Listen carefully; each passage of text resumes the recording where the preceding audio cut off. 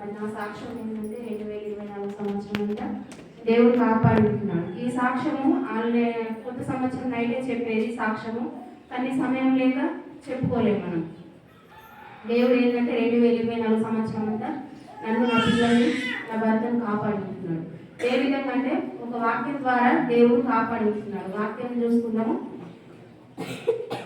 కీర్తనలు 107:13 వచనం. కష్టకాలమందు వారు యెహోవాకు మొరపెట్టి ఆయన వారి ఆపదలో నుండి వారిని విడిపించింది. మనకు కష్టాలు వచ్చినప్పుడు, బాధలు వచ్చినప్పుడు లోకంలో ఎందరు బంధువులు ఉన్నా, ఎంతమంది రక్త సంబంధులు ఉన్నా, ఎన్ని కోట్ల మంది లోకంలో ఉన్న మనం ఎవరికి చెప్పినా ఏమవుతుందంటే మనల్ని వెలివేసినట్టు మన ముందర ఒక మాట, మనం పోయిన తర్వాత ఇంకో మాట మాట్లాడతారు. అట్లాంటి మనుషులకు చెప్పేదాకంటే మరి దేవుడి పాదాలు పట్టుకొని ఆయన గోజారినప్పుడు మనకుండే ఆపదల నుంచి ఆ దేవుడు మనల్ని విడిపిస్తాడు కదా. నేను కూడా అదే విధంగా ఆయన పాదాలే పట్టుకుని ఈ లోకంలో నేను ఒక చిన్న పాట పాడతాను. యేసయ్యా యేసయ్యా నా ప్రాణం నీవయ్యా, నీకన్నా ఈ లోకాన నాకెవరున్నారయ్యా. యేసయ్యా యేసయ్యా నా ప్రాణం నీవయ్యా, నీకన్నా ఈ లోకాన నాకెవరున్నారయ్యా. ఎవరు లేని నన్నే నీవు చేశావు,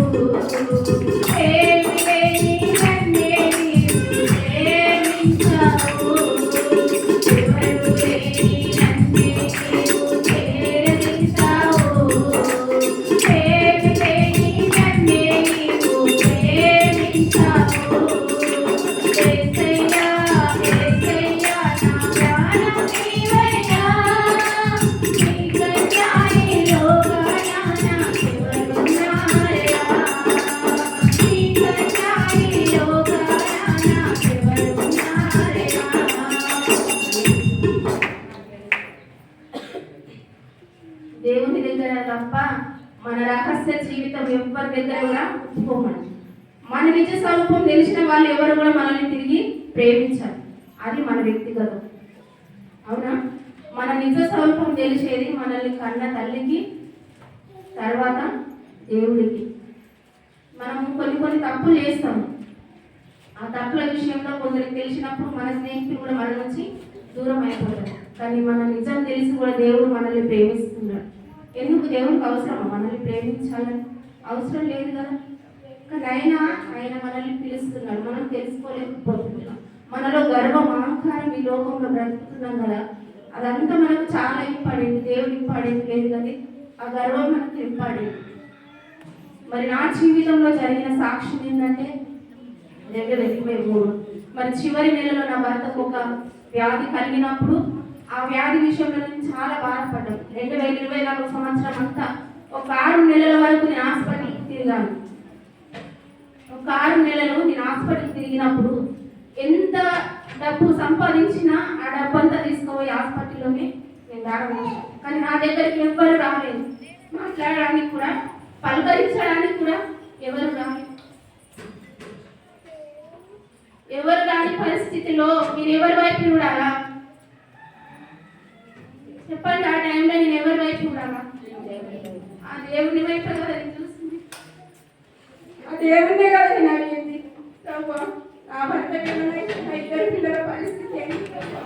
నా పరిస్థితి ఏంటి ప్రభా? ఒకవేళ ఈ లోకం చూసేదానే ఆయనకి లేకుంటే నా పిల్లలు ఎవరి దగ్గరికి వెళ్ళాలా?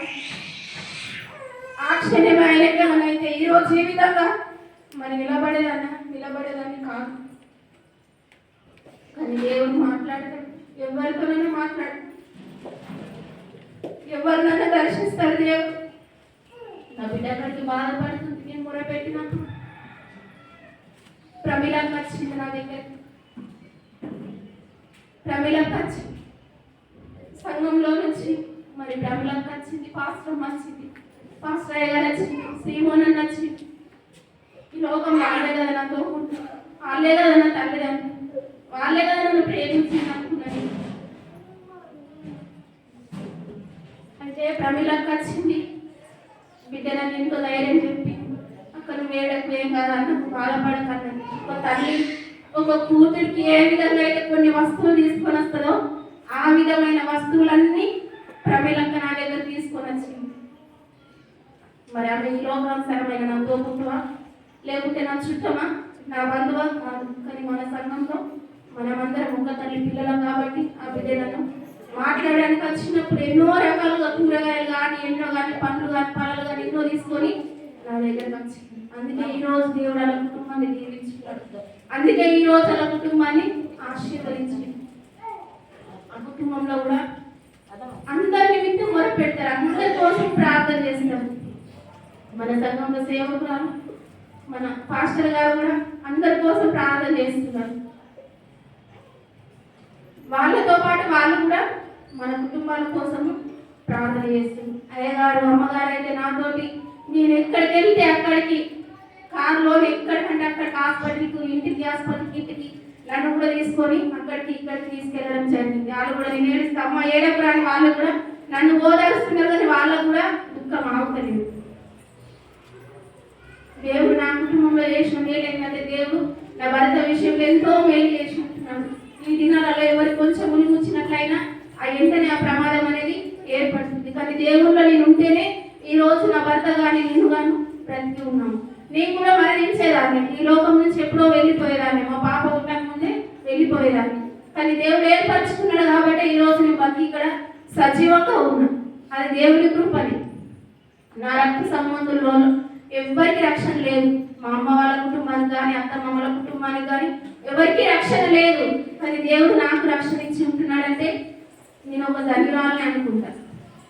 దేవుడు మరి నా జీవితంలో 2024 సంవత్సరంలో ఒక 6 నెలలు నేను హాస్పిటల్ వైపు తిరిగినప్పుడు కూడా ఎన్నో డబ్బులు నేను వృధా చేసుకున్నా. డబ్బులు పోయినా పర్వాలేదు ప్రభు, కానీ నా భర్తకు ఆరోగ్యం బాగుండాలా అని నేను కోరుకున్నప్పుడు దేవుడు ఏం చేసిందంటే అదే టైంలో నాతో నేను దేవుని పాదాలు పట్టుకొని మొరపెట్టినప్పుడు ఆ సమస్య నుంచి కూడా దేవుడు నన్ను విడిపించి ఉన్నాడు. అందుని బట్టి దేవునికి వందనాలు. 2024 సంవత్సరం అంతా నన్ను నా పిల్లల్ని నా భర్తని కూడా కాపాడి మంచి ఆరోగ్యం ఇచ్చిండు. మరి 2025 సంవత్సరంలో కూడా మరి నా కుటుంబానికి దేవుడు తోడు ఉండాలా. మరి ఇంకో విషయం ఏంటంటే మరి మేము మా ప్లాట్ దగ్గర ఒక గృహము కట్టుకోవాలని ఆశ కలిగి ఉంటున్నాం. మా ఆశ కాదు, కానీ దేవుని చిత్తం ఉంటేనే అది జరగాల. మరి నేను అయ్యగారికి కూడా ముందుగానే చెప్పి ఉంటున్నా. మరి ఏ విషయమైనా నేను నా బంధువులతో నేను కూడా నేను చెప్పుకోలేనమ్మా ఇంతవరకు. ముందుగా నేను సంప్రదించేది సేవకులకు ముందు చెప్పిన తర్వాతనే నా ఇంట్లో కానీ నా భర్తతోనైనా లేకపోతే నా భర్త నాతోనైనా పంచుకునేది ఏంటంటే ఫస్ట్ సేవకులకి మేము చెప్తాం ఏ విషయమైనా.